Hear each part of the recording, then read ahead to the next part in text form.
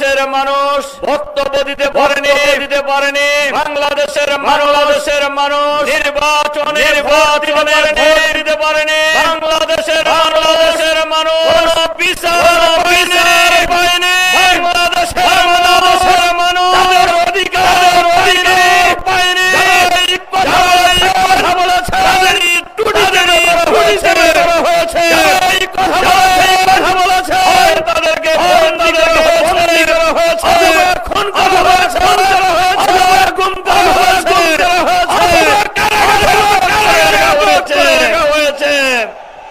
এই সরকারের বিরুদ্ধে এই ফ্যাসিবাদের